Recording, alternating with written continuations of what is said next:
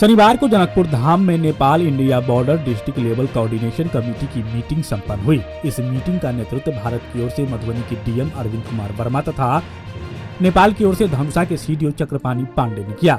बैठक में दोनों देशों के बीच विवाह पंचमी के अवसर पर दोनों देशों के सुरक्षाकर्मी सीमा पर विशेष निगरानी रखेंगे। बैठक में दोनों देशों के बीच अपराधी की रोकथाम पर विशेष पहल करने पर दोनों देशों के पदाधिकारी के बीच विशेष चर्चा हुई। सीमावर्ती दोनों देशों में नेपाल तथा भारत के डकैतों का समूह सक्रिय है, जो डकैती की वारदात को अंजाम देकर अपने अपने देश चले जाते हैं। डकैतों को गिरफ्तार करने के लिए दोनों देशों के सुरक्षाकर्मी एक दूसरे को सूचना का आदान प्रदान करेंगे, जिस पर भी चर्चा हुई।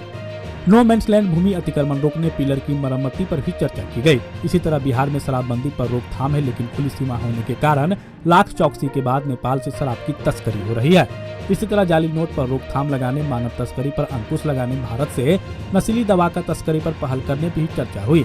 इसी तरह नेपाल के युवा सीमावर्ती बाजारों से नशीली सुई तथा टैबलेट खरीदकर सेवन करते हैं, जो नेपाल के लिए चिंता का विषय है।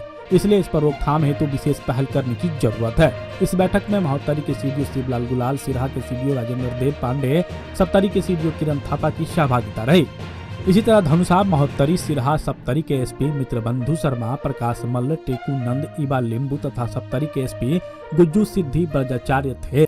इसी तरह भारत की ओर से मधुबनी के एसपी सुशील कुमार, भारतीय वाणिज्य महादूतावास वीरगंज के वाणिज्य दूत शशि भूषण कुमार, फुलपराज, जयनगर, बेनीपट्टी के एसडीपीओ, एसडीएम, एसएसबी के कमांडेंट, नेपाल सशस्त्र प्रहरी बल के एसपी, राष्ट्रीय अनुसंधान के पदाधिकारी तथा भंसार के पदाधिकारी बैठक में शामिल रहे। इनफॉर्मल डिस्कशंस जब हो रहे थे और पूर्व में भी उठे हैं, उसमें भी लगातार बहुत अच्छे काम हो रहे हैं। एक तो नो मैंस लैंड में और या उसके आसपास बॉर्डर एरिया में जो कंस्ट्रक्शन एक्टिविटीज होती हैं, तो ये बहुत खुशी की बात है कि दोनों साइड्स की टीम्स हमारी एक दूसरे से सम्मान करते हुए भावनाओं का और आगे अगर कोई पॉलिसी लेवल पे बात रहती है तो आगे ऊपर प्राप्त करके उसमें आगे काम करते रहे हम लोग। और हमेशा ही एक भाईचारे का एक सौहार्द माहौल में इशूज़ को हम लोग निपटारा करते रहे हैं, चाहे कुछ इशू जैसे हम लोग की तरफ से अधिकारी और आप लोगों को विश्वास है रेज करेंगे और इसी तरीके से खुल के ओपन डायलॉग होता है तो इशूज़ में रिजॉल्व भी होते रहते हैं।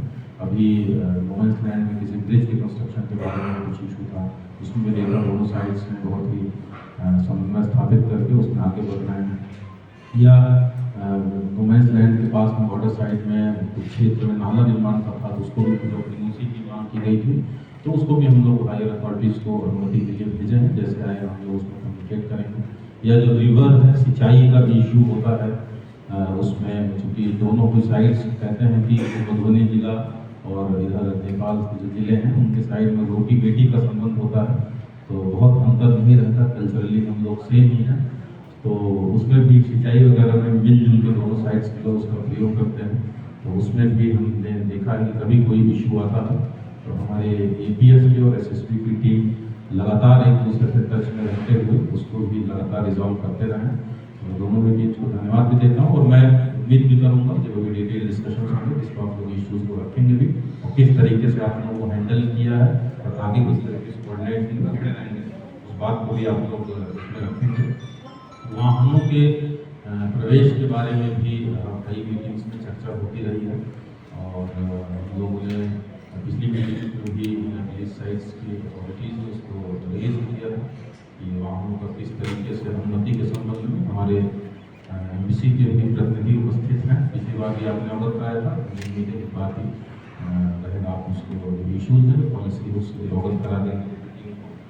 और इसके अलावा आप हमारे मधुबनी न्यूज को फेसबुक पे देख रहे हैं तो पेज को लाइक करें, यूट्यूब से देख रहे हैं तो हमारे चैनल को सब्सक्राइब करें और बेल आइकन को दबाना ना भूलें।